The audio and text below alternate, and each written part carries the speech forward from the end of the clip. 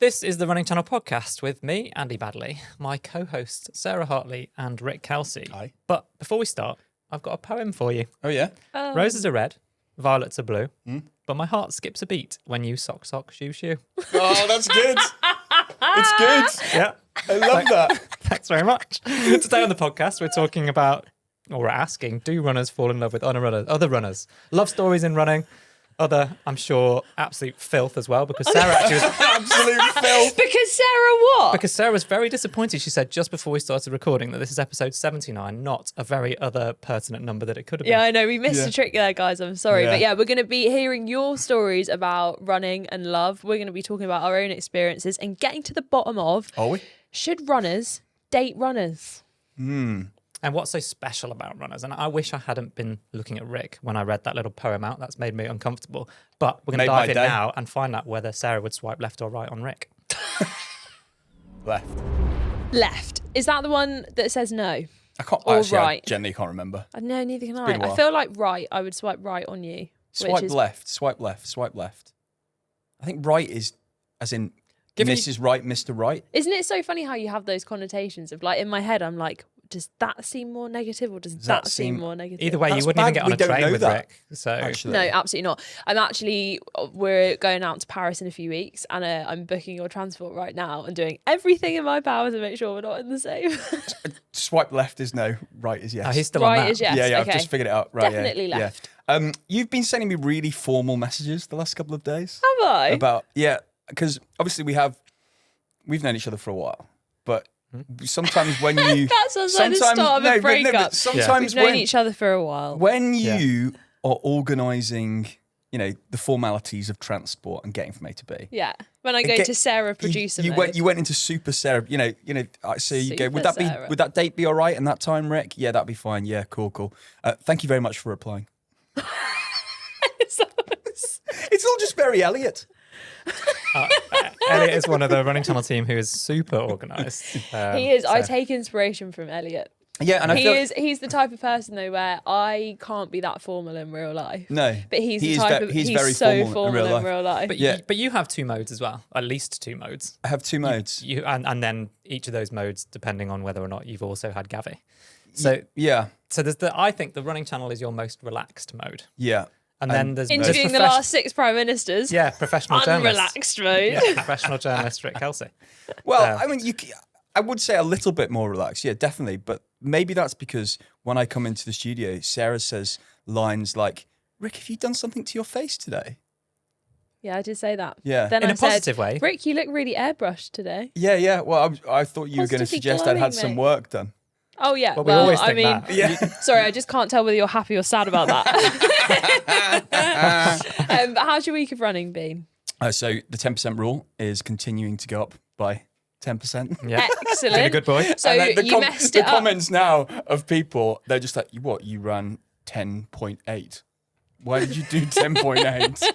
You're Why like, did you "Look, stop at 10.8? I'm on my own journey. I'm on my own. Listen, I'm going there. But I'm also extremely appreciative because over, the last couple of weeks, the weather in Britain, and Britain is an amazing country. Britain is a country that on any day of the year, it can be 15 degrees and grey and nobody will bat an eyelid. Yes. Yeah. Absolutely. Whereas kind of the rest of the world, incredible. in some parts of the world, it's been so hot recently. Yeah. In New Brunswick in Canada, it's been 30 degrees last week. Yeah, can't So relate. actually, me doing this kind of 10% incremental increases in training, it's been absolutely glorious to kind of go out in 16 degrees in the morning. Yeah, it's easy, Yeah, isn't I it? was thinking that actually because I get as a runner when it gets to summer, I am like, oh, I'm excited for warm weather, but also I hate that like going out at 6 a.m. and just feeling so sticky and you love that. feel the sun coming out. No. I love a summer run when it's hot. Question: if you went out for a run at 6 a.m., would you put sun cream on? Depends 'Cause how long I that's- was running for. Because that's always the Of course, annoying I've got- step. Is that like if I'm going out that early? I've got SPF built into my Yeah, me face too. cream, so it would just be on. What about on your body? I probably would put it on my arms, yeah. Really? Yeah, I Yeah. think I would as well. I know I should. It's just that extra step where I'm like, oh. Yeah. Whereas now, Yeah, I should probably do it on my legs. Probably absolute wouldn't do it on my rain legs. all the time. I'm now of the age where I wish I'd done it more when I was your youthful age. Yeah.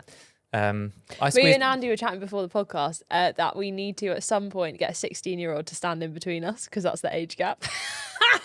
So if there's any 16-year-olds that want to volunteer, Hang on, can I ask email a question? Are you suggesting that you got up at 6 o'clock this morning to go for a run? yes, let me tell you what happened. Can't wait. I woke up at 5 a.m. Right. and then couldn't get back to sleep due to someone snoring Okay. who shan't be named. Oh, interestingly, that we're talking about, Love. falling in Yeah, love yeah, today. Yeah, just not in love today. Couldn't get back to sleep because the snoring was so loud. And then I'd set my alarm for 6 a.m. to get out for a run by 6:30. But staring at the ceiling at 5 a.m, I was like, this is a bad idea. I turned off the alarm, but then I didn't get back to sleep. And I was like, well, I'm awake now. I was scrolling on my phone. I was like, might as well go for a run. So I got up, got dressed, and I was like, right, worst case scenario, just going to do a little easy 5K. Yeah. Started my warm up. And then I was like, okay, let's give intervals a go. Yeah. And I was like, okay, I'm going to do 4 and then have a rest because there was 9 to do in total. But then when I got to the 5th one, it was my fastest one so far. Then 6, 7 and 8, bit of a dip. Yeah. And then got through 9 Did you- times 800 nice meters. one. Did you have something to eat before you went out? I almost left through the door and then I was like, no, I've been awake since 5. I need some food. So I had a banana and then I had like proper breakfast when I got back after the run. Nice one.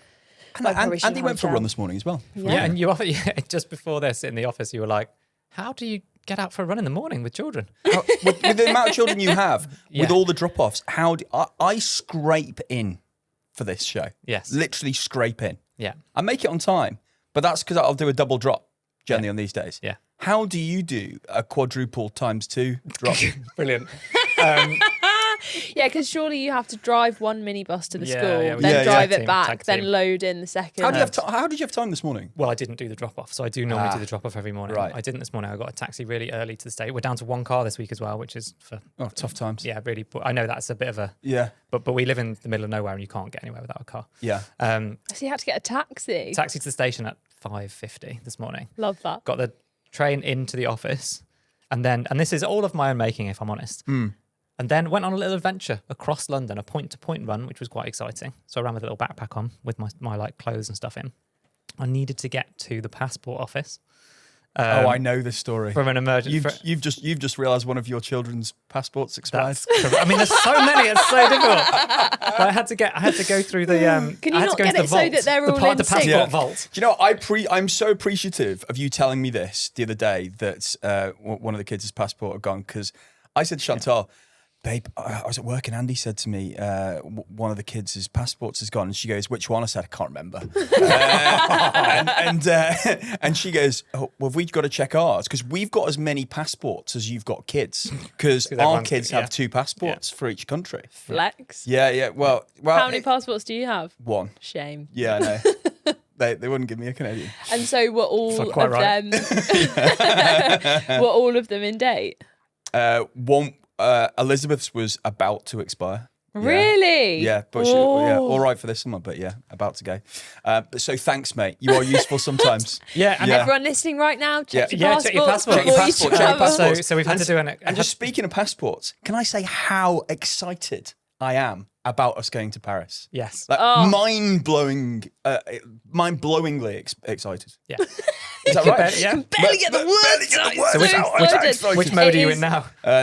Definitely running channel mode. Yeah. It is going to be an incredible 10 days, 10 days worth of podcast episodes. So Yeah. look forward to that. Every single day, there's going to be something different. We'll be recounting our own experiences. We'll be going places. It's going to be so good. I feel like by the end of it, though, we might all be a little bit sick of each other. So if you listen to all 10 in a row, you might see the demise of our friendship. But hey, But that or would it that could would be a quite lovely good bonding listen. experience. Yeah. Just on the last Just one. to Well, see how it I all mean, falls out. People are savage anyway. Like I only ran a couple of hours ago, and already the Strava comments are coming in because I did post a little video, which I don't always do on Strava. posted a video. I know, yeah. Wow. High tech. Gosh, this is And this is wild. I was saying no banter, no science, and shockingly no fields because I was running through London. So Yeah. I was very disappointed. And Rebecca Seeger says no fields, disappointing. That's the only reason I follow you. 1 star. so pretty tough. I do love the thing of using Strava like TripAdvisor. 1 star. Won't be giving you kudos ever again. Yeah, and then the other one was from Colin Morley, who says, but you didn't do it in North London. Far too much elevation there. So, I love you guys. Hang on, Please you don't always change. take the mick, but my park run has 75 meters of elevation. Oh, it's almost That is quite as a lot in much 5K. as Thanks very much. Ben Nevis. Yeah, because you're climbing a veritable mountain. Much Should like we- the mountain you have to climb when you might be on the relationship dating scene. Very good. Awful. Very good. No, that didn't Awful. work, I did liked it? Yeah. Should we start off with ourselves? Yeah. Yeah. Yep. Well, the question here is do runners date runners? Are runners good people to date? Yeah. I'm going to start just by saying I'm a better person when I'm running. I don't know if that answers the question, but if I'm not running, so if I'm injured or if I'm having some time away from it, I don't think I'm as nice a person or as good a father. Or if you're like actually running, so like on a run, you're a much better person than when you're not on a absolute run. legend on a run. Yeah, that elevates it even further. But I just think that it really, I'm my best self when I'm able to run regularly, and therefore I'm able to be kind of present with my family and the people that I love. So that's something where running is good for me. But I suppose the fact that, if I do get injured or if I can't fit it in because of work or traveling, then I have to be aware that maybe I'm not quite such a nice person. I'm 100% the same, because I see loads of people on social media who are like, oh, just escaping out for a run, or like just getting my bit of sanity before the day starts. I feel I'm 100% the same. If I haven't been on a run, or if I can't run, or if for whatever reason it's had to be missed, just don't talk to me. Yeah. Like, I'm awful. And related to the kind of falling in love with runners or dating runners, I think I don't try not to read too much into this, but broadly, all of the people in my life.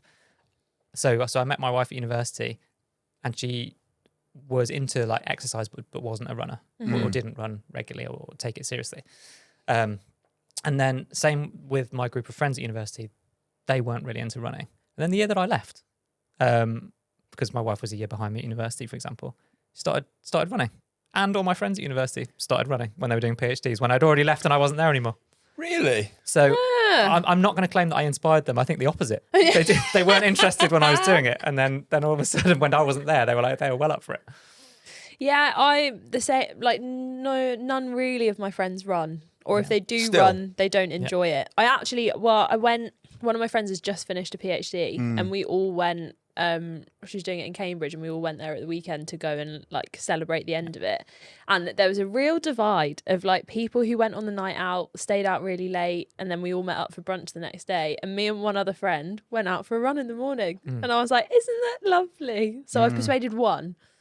I went for a run on my wedding day morning. So did I, that. mate. I love people who do So did that. I. Did with, you? With someone we both know. Aussie Ben.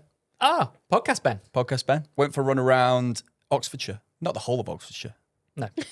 Just some of that Oxfordshire. would be quite extreme before a wedding. Yeah. Oh, nice. But since before we got married and then once we were married as well, I've run one marathon, but my lovely wife has done at least 5. So is way ahead of me on Got a those. lot of catching up to do. Yeah, exactly. Do you think you could date or be married to someone who didn't run or had no interest in it at all? I mean, my whole life has been based on running and training and traveling and that understanding. And I think I was lucky that she kind of grew up with that with me, because at university I wasn't that good at running, and I wasn't that serious either. And then on graduating and becoming more serious and then taking it full time, we both kind of grew up experiencing that and working out together. Yeah. And because there was no other choice, that's what I was doing every day and at the weekends and stuff. And people coming around to my house to then go out for a long run. She just kind of got swept along with us.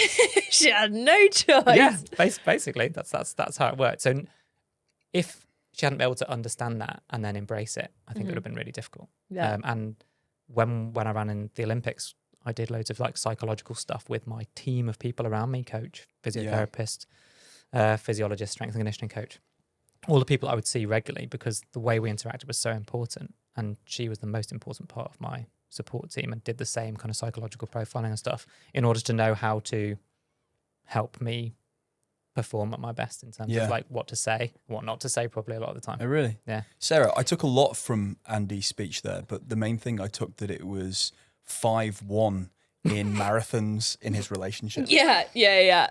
I really hope like you only get to 4 and she can just hold that over you. I'm I okay ran with in that. the Olympics, darling. Yes, Yeah. but I've run 5 marathons and you've Yeah. run 4.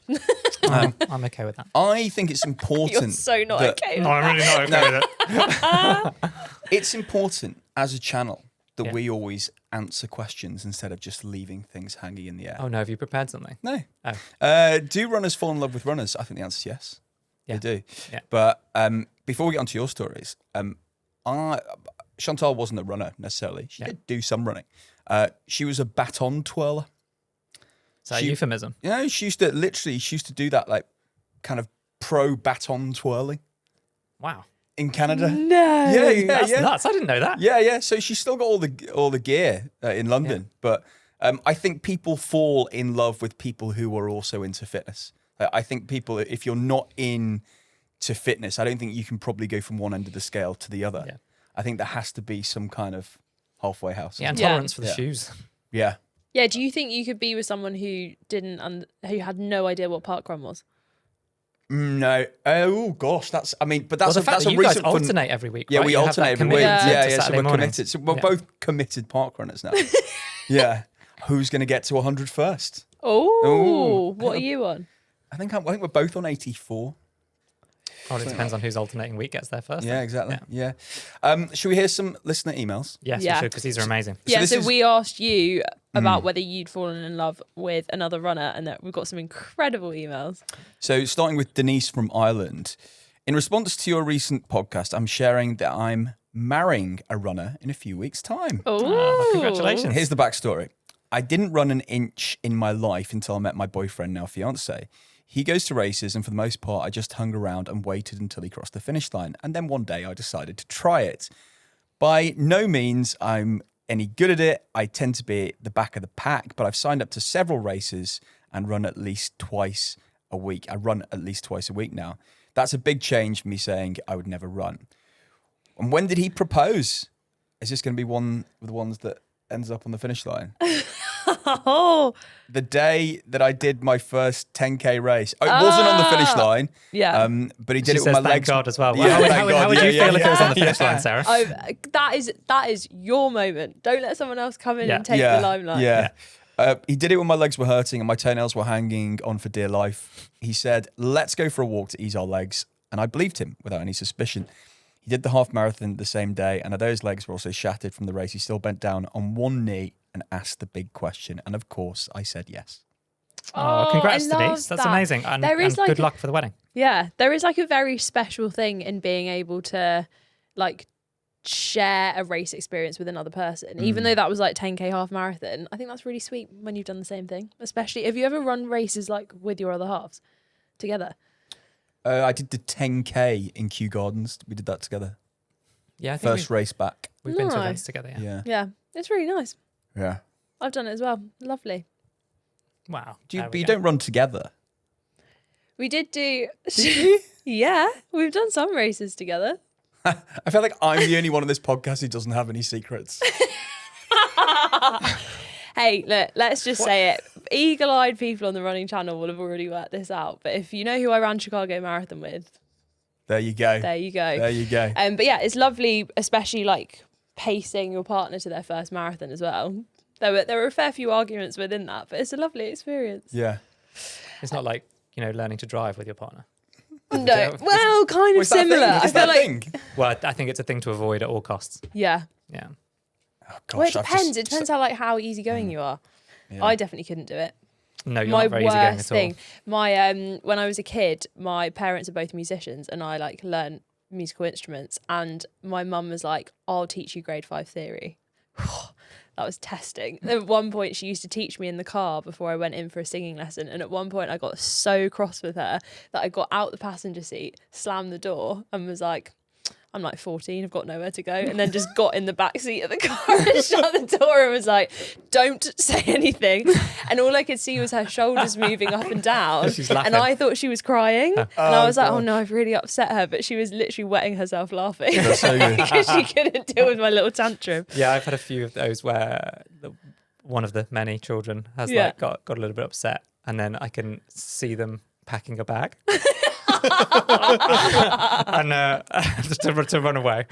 And so I just get the keys and lock the door. Nice. Not to their bedroom, to the house. Like I lock the front door to the house so that they can't like escape into the village. And then they go through the rigmarole of packing all of their teddies and pillows or whatever it is they decide is important. Love it. And then get to the front door, realise it's locked, and then start hammering on it and wailing, "Daddy, Daddy, that's not fair." Living the dream. Wow. Gosh. That Little must be insight. like 10 of those a night. Who I wants know. to tell us Jamie from Minnesota's story? I can. So Jamie says, my partner and I met on a dating app, but our second date was a run date. Would highly recommend a run date. Endorphins make the date fun and relaxed. Can be done in a public space for safety reasons. It's an activity where you're not staring at each other, so it's less intimidating. That would And help Rick out as well. and if the date No one wants to stare at that on a date. And if the date doesn't work out, you still got to run in. I was training for my first marathon and she'd run 3 before, so she was able to give me lots of tips. We've been together for 2 years and have run lots of races together. I'm going to caveat this with when this wouldn't work is if you're very differently matched in paces and if either person is like not super open about it.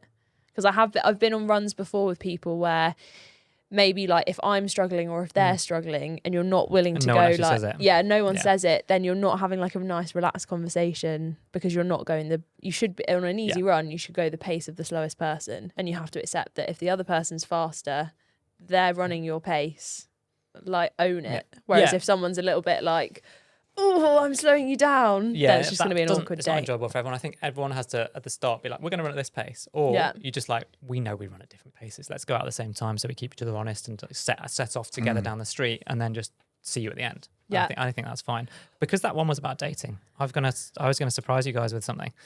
I wonder if you wanted to do Are we all going on a date? I mean, yes. Yeah, we are. To Paris, the city of love. Ooh, Apparently there are only 6 types of daters. Take this quiz to reveal your true dating identity. Oh, stop it. Okay, off we go. Okay, so we're Do we probably have only to have time answer for one together? of us. Okay. Yeah. How do you usually approach conversations on a first date? There's 4 options. I adapt to the other person's interests and preferences. I like to ask a lot of questions to get to know them better. I tend to agree with whatever they say to keep the conversation flowing, or I express my desire for a committed relationship early on. Wow. I would be either 1 B. or 3. Oh, interesting. Well, shall we go? What did you very clearly say? B. B. I like to ask a lot of questions to get to know them better. Yeah. Yeah. Okay, let's go with that one. Always the journalist. What's your ideal date Never switches activity? Something spontaneous and adventurous. Yeah. Dinner at a fancy restaurant, a romantic stroll along the beach, or watching a movie at home with takeout pizza. Let me guess, Rick's. B. Dinner at a fancy restaurant. 2. Yeah. Dinner at a fancy restaurant. That Yeah, serves easy. Gabby. How do you handle conflicts or disagreements in a relationship?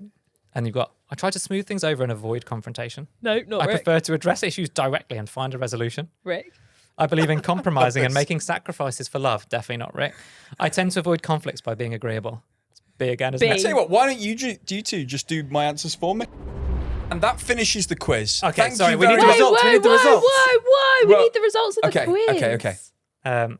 Okay, so your dating personality is According to Sarah and Andy. well, I think this is I uncannily think you accurate. agreed Yeah, with you're a probably lot quite of the right. You're answers we probably quite gave right. you. I think this is great. So it says you're the interviewer. Yeah. It says this data treats every date like a job interview, firing off questions faster than an over-caffeinated HR manager. They're all about finding that perfect match, but watch out, because if you miss one answer, it's straight to the rejection pile for you. Oh, right. Brutal. Wow. Well, that was excellent. I thought there was only 6 questions. Thanks very much for completing my dating profile. No, for what me. Could we Yeah, just yeah. finish on some data? So we did a poll on how many people had met their other half through running. Right. And only 3% of like 4,000 people had actually met them through running. That is going to go up and up. Yeah.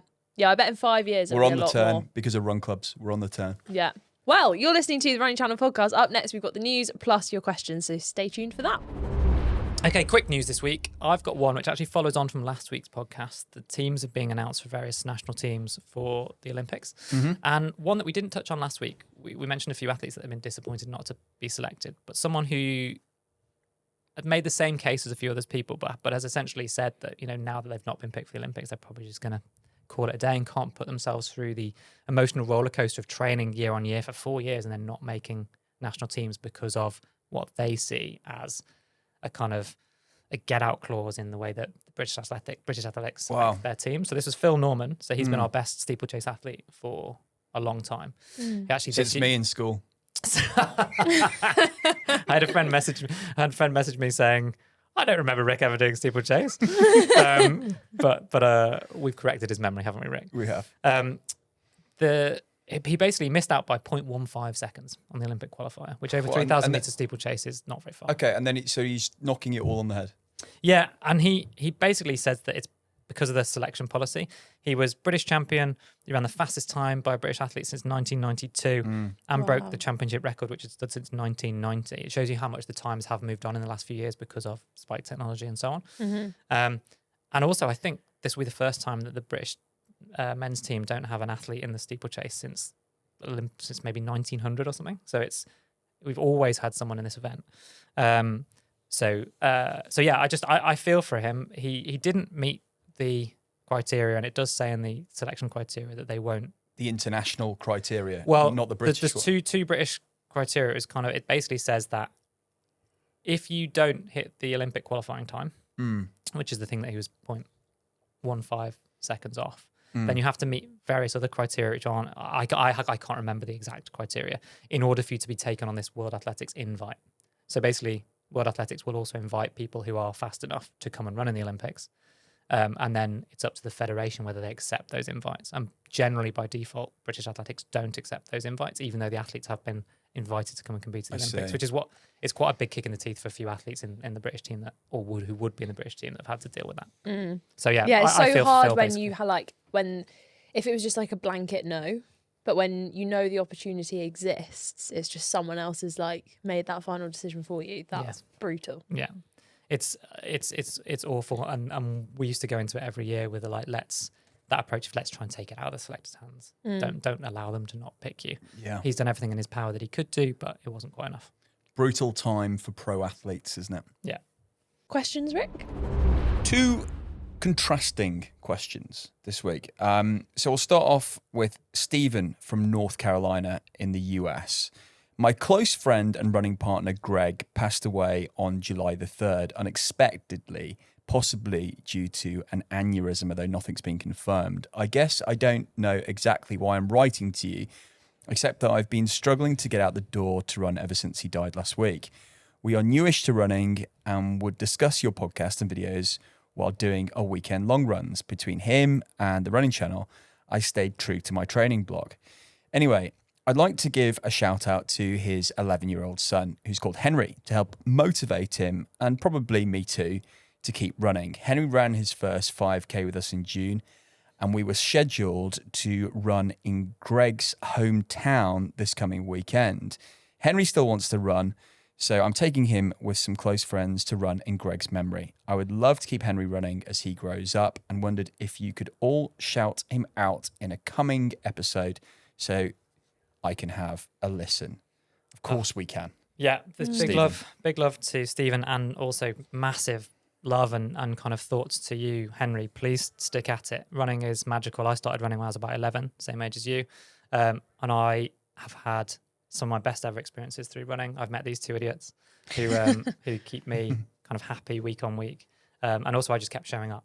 I definitely wasn't the best when I was 11. No. I just kept showing up and did it because I made great friends and I enjoyed it. So and keep it fun. Yeah. Like, it's going to be really hard for a long time, but it's so lovely that you're running in his memory, and make running as fun as possible for as long as possible. Yeah. It's really nice as well, this kind of intergenerational running. That in Stephen from North Carolina is now going to run with Henry. Yeah, and hopefully keep each other motivated as well. Yeah, really nice that you can run together. My dad and my uncle both used to run, but now don't anymore. And now I've started running. I wish there was a crossover where we all could have run together. Yeah. Whereas now I'm just chasing their half marathon times. Yeah. So next Christmas is less awkward.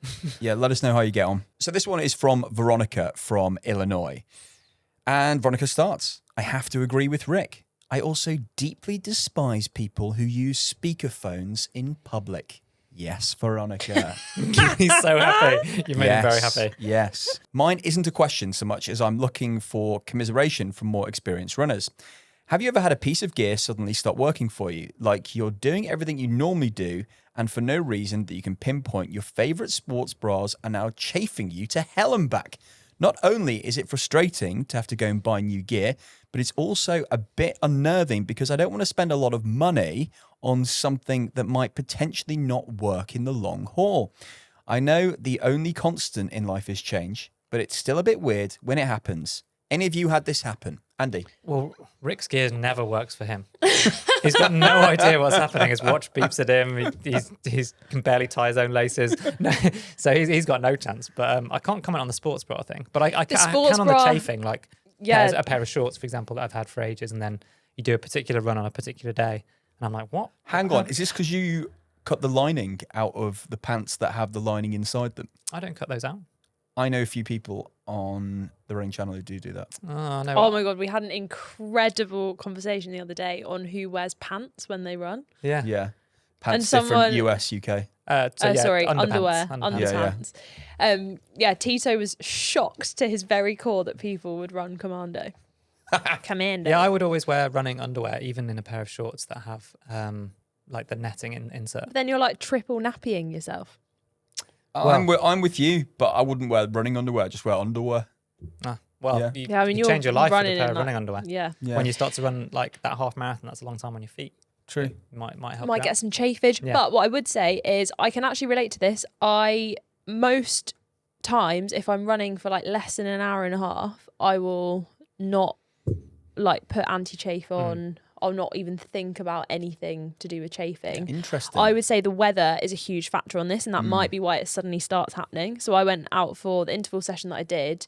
It was slightly damp, had rained a little bit. As soon as it's like slightly muggy, that's where I start to get chafing. Yeah. So I've got like such bad sports bra chafing, really painful. And I was only out for an hour. So that's my experience of why stuff like suddenly stops working. Yeah, the one I find is like you can be wearing a particular pair of shoes and then you just lace it up slightly differently to normal or slightly tight across a very particular section of your foot. And then that can go from like the most comfortable pair of shoes ever to the like excruciatingly painful. Socks, and they have the seam that goes like over your toes. Yeah. If you haven't like perfectly lined it up, so you've just you've like put it Yeah, on yeah. wrong and you've got a little extra Yeah. bit, or it's very painful. Hot spots. When I did London Marathon, I only ran in my British Heart Foundation vest once before I ran it. Yeah. And I did have nipple bleeding.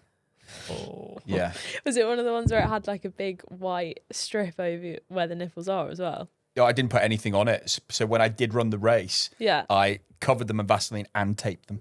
Oh, right, fine. So you knew before the... Yeah, before the race, but I only ran it Because once that's before. that's the classic thing in a charity vest. It's usually like white over where the nipples are. And It you is. can just see like Yeah, streaks you're right. of like, You're right. oh, You're right. the pain. Yeah, I taped mine for my marathon for sure. That can happen as well. People who wear sports bras, it can still happen. Yeah. Usually it's like, oh, well, if you're just wearing a t-shirt, it'll happen to you. Yeah. But no, sports bra chafing is the thing. Oh, there we go. A final request, Sarah, and then we'll sign off. Final request, and this is the last time I'm going to bang on about it, unless they extend the deadline, in which case you'll hear from me again. But please vote for us in the British Podcast Awards. We've got to the bottom of it. I'm going to be less savage on why people aren't able to vote for us. Yeah. You have to type in the Running Channel Podcast, Yeah. and then we come up. Not sure why we're not coming up with the running. Yeah, that's we're very not. frustrating, but it's not our system, so we love you for trying. Persevere. Thank you very much. No matter where you are in the world, from London to LA to Vegas Finland, to- yeah, wherever. In fact, I've got a joke Oh, no. on that. Where did the Helsinki Marathon end? I don't know. The finish line. Wow. And on that note, we'll see you next week.